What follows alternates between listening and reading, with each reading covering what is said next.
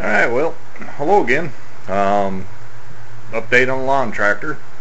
As you can see, got the motor back on, got the carburetor all rebuilt, got it all adjusted.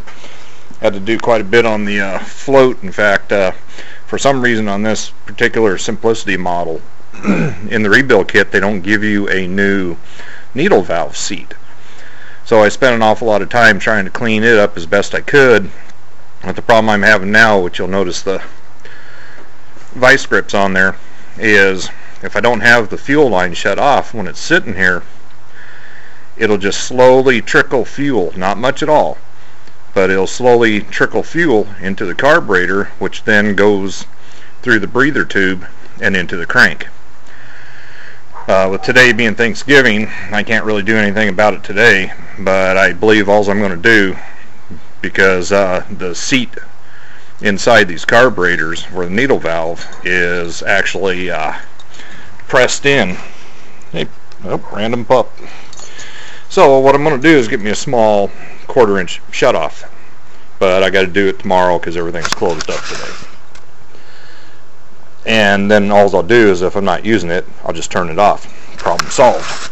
As long as when it's running, there's no issue with it. As far as my Permatex repair goes, where it was leaking was over in this area here, but I went ahead and put Permatex all the ways around it when I dropped the bottom off of it. And as you can, I don't know if the camera picks it up, but dry as a bone. And that's been 3 days now with full crank of oil. I've started it up, ran it a few times, and I think that solved the problem. So what I'm doing today is going to get the hood back on it, and I went down and priced chains for this thing and decided that I could just buy a bunch of chains, which I did, and I'm going to build my own set of chains for this. And I have an idea bouncing around in my head, which might be a fun project if you guys want to watch it, is I priced a snow plow for this, and the snow plow, unfortunately, would set me back about 350 bucks. Actually more than that, it was $349, and then you get tax in there, so it's almost $400. But I'm pretty crafty, so I figure what I got. Let me step out here and show you. I got a pretty decent little right there behind the blazer, got a real decent little pile of steel.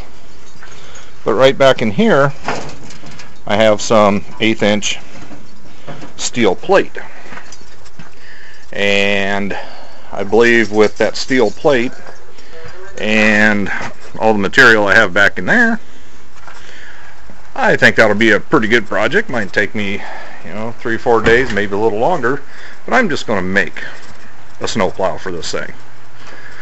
And oh yeah, you probably noticed we got quite a bit more snow out there than we had last time too.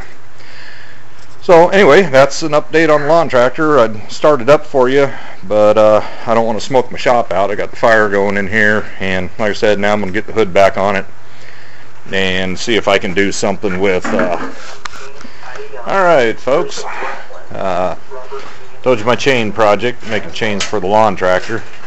Just got the second set put together here. The reason these are closer and these are closer on both ends is that's where my buckles hold them together, which I'm just using a D-ring that's threaded so it'll lock it in and shouldn't have to worry about it falling off. But for the two sets, it took me about 28 feet of chain, which this is not a very expensive chain. It's only like $1.10 a foot. As you can see, I got one on already, and I believe I'm going to be pretty happy with them. I think it'll push snow when it's all said and done. I went down to the auto parts store today so I can get rid of my clamp off there. Ended up coming up with a valve. It's just on off like a ball valve.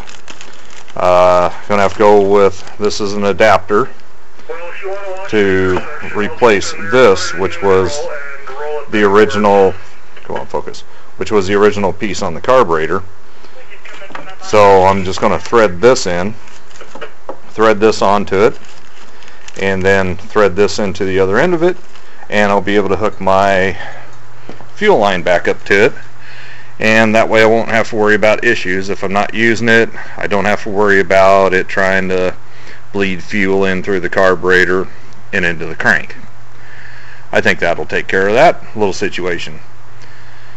And let's see what else. I'm starting to, don't know if you can see it, starting to gather up the material, digging it out of the snow outside for building the snow plow. And also with using this as a snow plow, you know, here in the city, just to be legal, I picked up one of these cheap little $3 lights that I'm going to mount back there, just so I don't have any issues with the local law enforcement for not having a tail light. Well, yeah, more random doggage. But anyway, that's just an update on what I got going on today. And I'm going to go ahead and get this other chain mounted up, and hopefully I'll be able to get that fuel shut off on there, and then I can start looking towards get my snowplow built. I'll keep you updated on that.